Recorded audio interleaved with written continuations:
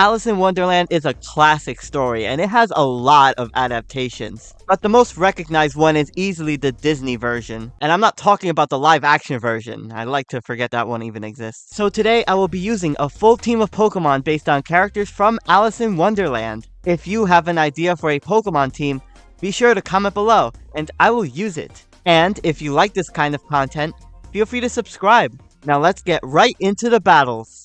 Good morning, afternoon, and evening, lovely people. Today I am using an Alice in Wonderland team. Special thank you to Ange for coming up with this team idea. Now, as always, I have two really interesting battles to showcase, and I hope you enjoy them. Now, I'm going to lead things off here with my Alolan Persian. This is a Choice Specs Alolan Persian. Now, on this set, I'm running a Parting Shot, I'm running Switcheroo, Dark Pulse, and Icy Wind with Technician, so it's a really interesting set. And with Technician boosted Icy Winds, it actually hits pretty hard, but I had to swap out versus the lead Galvantula in case they went for a Bug Buzz versus me, but they went for the Sticky Webs, which is like, okay, that's fair enough. I could get rid of those with my Defog Noivern, which I'll explain later.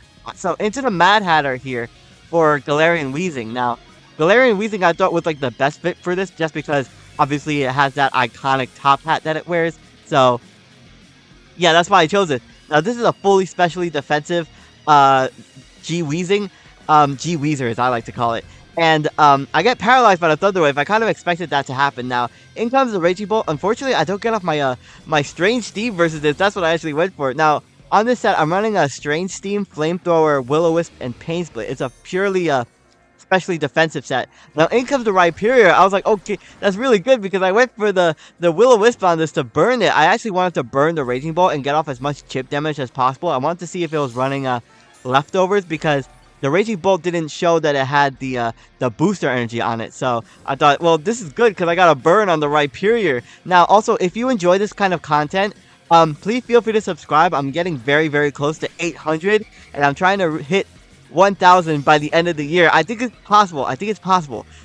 So the Rhyperior is going to go for the Rock Polish. I was like, okay, well, that's really, really scary. But I'm going to still be able to outspeed it with my Jabberwocky here, which is nice because I'm running Defog. So I'm going to be able to get rid of the Sticky Web. So the Rhyperior is going to go for the Ice Punch, and that actually takes me out with a critical hit. Oh, I actually did live that, even though it was burnt. Even though it's 4 times effective, I actually did have a chance of living, so that crit definitely mattered. I could have been able to preserve my Noivern, and I had Roost on that for recovery. It was a physical Noivern with Dragon Claw and U-turn. It was pretty interesting, and I had the boots on there as well. So, I'm going to be able to eat a hit from this Rhyperior with the Earthquake. I'm going to go for the Choice Specs Icy Wind. It does a lot of damage. I wasn't sure if this Rhyperior was Solid Rock, but it was most likely Solid Rock because it took that really well, and it's going to get a Weakness Policy boost. Now, thank goodness I had Icy Wind to drop the speed, because at +1 speed, like, Alolan Persian is really fast, so I'm going to be able to outspeed it and take it out with the Choice Specs Icy Wind. I'm also running a Terra Ice on this as well to boost Icy Wind and bring it up to 60 base power. Now, the unfortunate thing here was that the Galvantula is going to be able to get off the Sticky Web, and since my Noivern is fainted, I can't prevent this from, I can't, like, remove the Sticky Web, so now I have to deal with it permanently. And like the Cinderace that I have on this team, it's not running Court Change, so I missed my Icy Wind unfortunately versus this, and they're gonna take me out with the Bug Buzz. Ah, that sucks. But it's fine. I was like, well, I could easily Revenge KO this with my Cinderace. They're probably not gonna expect what this Cinderace set, so this is Cinderace for the March Hare. I don't have the White Rabbit on this team just because I thought it would be redundant to have the White Rabbit and this, because the White Rabbit is obviously like a good score bunny pick. So this is a Swords Dance Cinderace with Libero. So if I use Swords Dance, I could become a normal type. And I'm running a Silk Scarf, Double Edge, and Quick Attack. So I was able to take out the Galvantula with the Quick Attack. Now I'm gonna bring in my Weezing versus this. Was wondering what this Medicham was gonna do if it was like running a Choice Scarf or something, but they reveal Fake Out. So I was like, okay, well, it's definitely not Choice Scarf, because that's what I feel like Medicham runs a lot of the time. It's either Choice Banded or Choice Scarfed. So they're going to go for that Zen Headbutt. I'm paralyzed, so I'm not going to be able to live that. So I thought, I wanted to scout what this Medicham was running. So there goes my Galarian Weezing there. And I actually had Neutralizing Gas, so it even took me out without the huge power boost. That's really interesting. So I'm going to bring in Kirlia here for Alice. I thought Kirlia was like the best fit for Alice just because like Kirlia's color scheme matched her like her dress the best. So I'm gonna trace the Pure Power Curlia. So obviously I'm not running any physical move. That would be really, really terrible. But I'm running a Thunder Wave Curlia. This is a Focus Sash set. So I wanted to get up the paralysis on the Medicham, and I get it on the incoming Corviknight, which isn't bad. So I was like, you know, paralysis is paralysis. I'd be able to do fine with that. So I'm going to bring in my Cinderace. I wasn't sure if this was like Iron Defense Body Press or what it was, but I do have Pyro Ball at the very least to threaten this. I have Pyro Ball on this set just to hit Steel types. Now, the interesting thing about Cinderace, and someone can fact check me on this, but I believe when you Terrasilize Cinderace into a normal type, it doesn't exactly boost its damage. And I think that has to do with Libero and like it giving like a damage multiplier, like equivalent to like whatever like move you lock yourself into and you change your type into. But like according to like me doing battles with this team, like whether or not I Terrasilize my Cinderace into a normal type, it didn't matter for its overall damage output. It was pretty much the same. So the Terra on this Pokemon was actually kind of useless.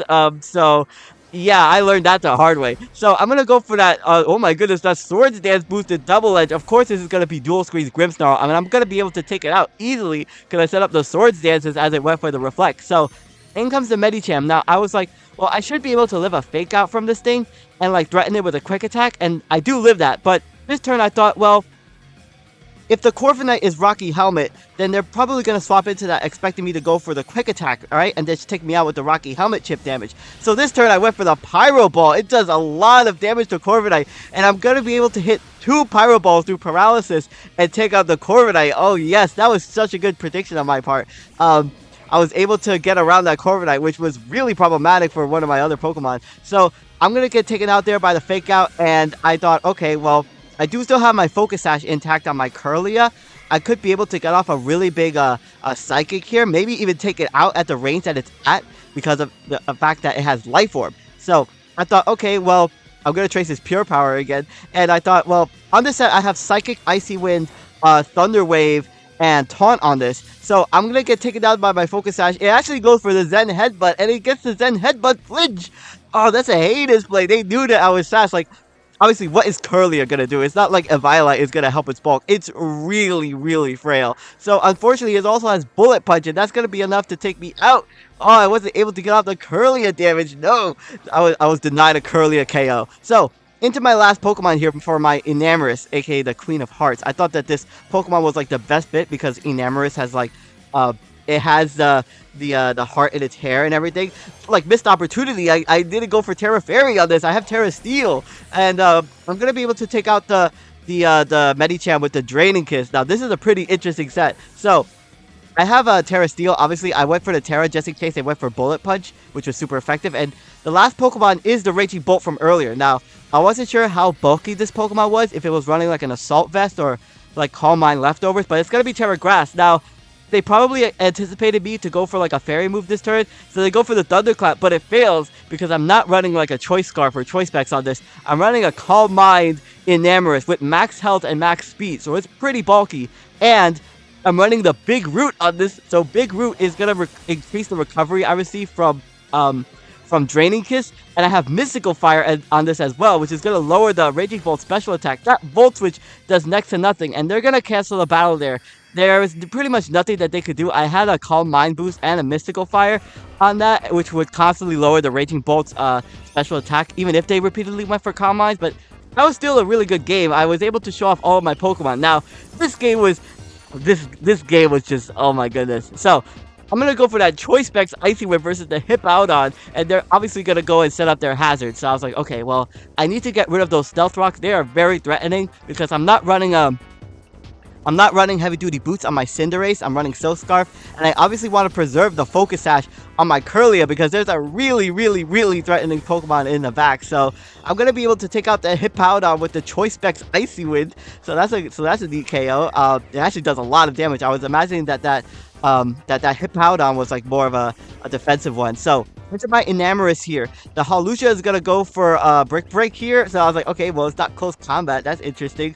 Obviously I swapped out my my Persian because I didn't want to eat any kind of fighting move because without Persian's Fur Coat ability, I'm not going to be able to tank as much hits as I want to. So I'm just gonna go for that Draining Kiss, that big root Draining Kiss. I get a lot of recovery on that, and they're gonna go for Fire Punch on me. So I was like, okay, well, that's not really gonna do anything to me because of Enamous's natural bulk and the fact that I'm running max health. So I'm gonna take out the Hawlucha there with the Draining Kiss again. And I was like, okay, well, this is really good.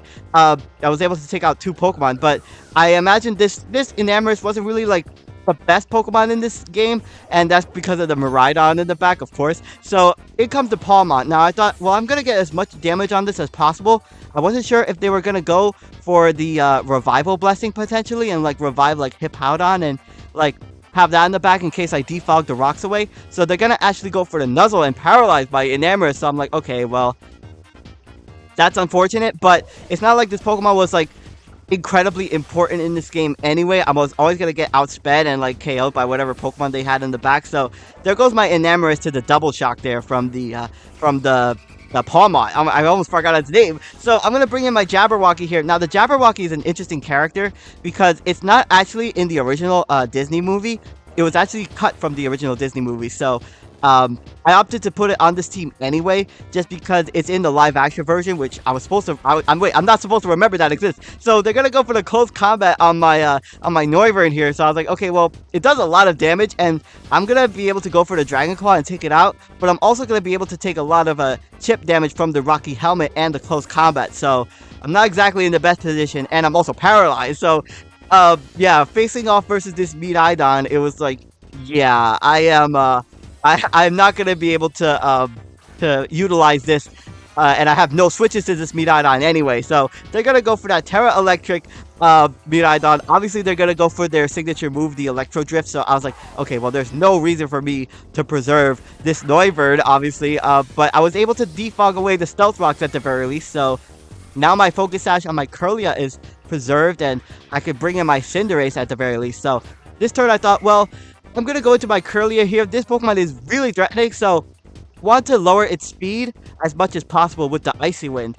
And hopefully I can be able to revenge KO this Pokemon with either my Cinderace or my Alola Persian. So they're obviously going to go for another Electro Drift, and that is going to bring me down all the way to my Focus Sash. So I also traced its Hadron Engine ability, so I was like, okay, oh my goodness, Hadron Engine Kirlia, amazing. Look at this. Look at that Icy Wind damage boost from the ability. It does amazing damage. So I'm able to lower its speed. So I thought, okay, well, that's good.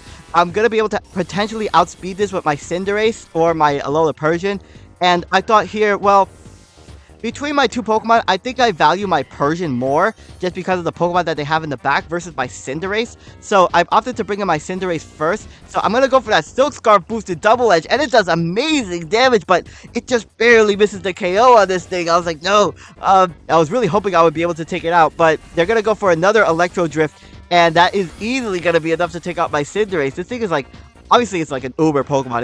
It's going to mow through my team, but at the very least, I thought, well, I should be able to revenge KO this. My opponent does not like switching out their Pokemon, so I'm going to take full advantage of that and go for the KO on this with the Choice Specs Dark Pulse. Now, there goes the Miraidon, so I was like, okay, well, I got rid of that dumb Pokemon, so in comes the Greninja here. Now, I'm going to go for the Dark Pulse. I didn't want to switch in my Weezing on this. Even though I'm max special defense, I was worried about what this Greninja could potentially have if we go for like Hydro Pump, but it went for the Ice Beam. So I was like, okay, well, Dark Pulse should be like neutral on this, but it doesn't take it out, unfortunately. Oh no, so I'm going to be able to lose my Persian here. Now, while I was doing this battle, I thought, okay, well, I have a good matchup into the last 2 Pokemon, at least so I think, because I have Terra Water on this Galarian Weezing, and I should be able to tank whatever hits, obviously, this Greninja has, because if they go for Ice Beam or like a Water move, I could be able to resist it. And the last Pokemon, which is Hisuian Typhlosion, I should be able to handle that well. I should be able to tank like Shadow Balls or Infernal Parade, so I was like, okay, well, I should be, it's gonna be close, but I should be able to hopefully come out after this, because I also have Pain Split as my recovery. So in comes the Hisuian Typhlosion, and they have Thunder Punch. I'm like, what? Why do they have Thunder Punch on this? So not only does it have Thunder Punch, but it also paralyzes me with the Thunder Punch, and I actually missed my Strange Steam afterward. Oh no, that was such a bad series of events there. I wanted to see how much damage I could do to this thing. I'm not exactly running a max special attack. Obviously, I'm like full on bulk on this Weezing, so I thought, well, I'm gonna go for the Pain Split here, and I actually don't really recover that much HP, so I was like, man, that max HP is kind of like messing me over, because obviously Pain Split like averages out both of the HP stats from the Pokemon, so I thought, well, this is really unfortunate. I kind of have to rely on potentially getting a confusion from Strange Steam. It's not actually doing a lot of damage either. Like in hindsight, I absolutely should have saved my Persian, because it looked like the Greninja didn't really have much to threaten my Alolan. I keep calling this Alolan Weezing, my Galarian Weezing in the back. Anyway, I just can't believe I can't believe that this Typhlosion had Thunder Punch. That was like perfect, because obviously I'm not max defense on this, and I made myself weaker to this thing because I terrestrialized into a water type. I was so close there, but that's gonna be the end of both games. Thank you all so much for watching. Hopefully you enjoyed the Alice in Wonderland team. My name is SkyLaaa. Don't forget to smile, and I will see you all next time.